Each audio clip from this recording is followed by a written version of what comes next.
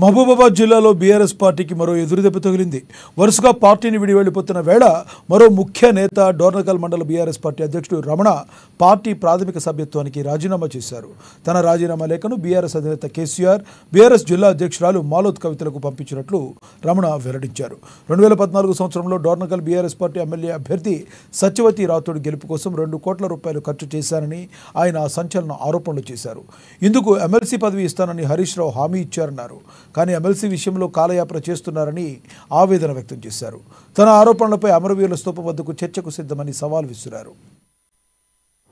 నాకు ఫోన్లో మాట్లాడించింది ఏమని, బ్రదర్ నీకు ఖచ్చితంగా హరీష్ రావు చెప్పినట్టుగా ఫస్ట్ ఫేజ్లోనే నీకు ఎమ్మెల్సీ ఇస్తాం, మీరు సత్యవతి రాథోడ్కి మీరు ఆర్థిక సాయం చేయండి, ఆమెకి ఎట్లనైనా ఎలక్షన్లో గెలిపించే విధంగా చూడండి 2014లో చెప్పడం జరిగింది.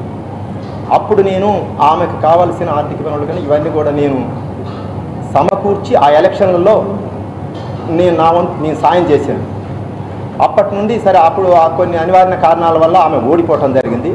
ఓడిపోయిన తర్వాత ఎన్నోసార్లు హరీష్ రావు గారి దగ్గరికి, అప్పుడు దానికి సాక్ష్యం కడియం శ్రీహరి గారు కూడా సాక్ష్యం కూడా ఉన్నాడు. అతను కూడా అప్పుడు శ్రీహరి గారు కూడా అప్పుడు ఎంపీగా ఉండటం జరిగింది.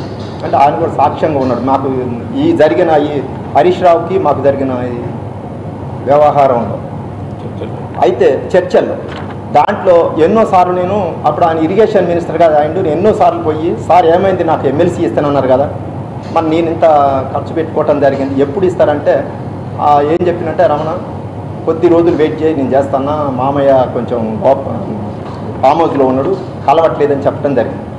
అట్లా 2-3 సార్లు ఎన్నిసార్లు చేసుకోమన్నా చేసుకోకుండా నాకు ఎమ్మెల్సీ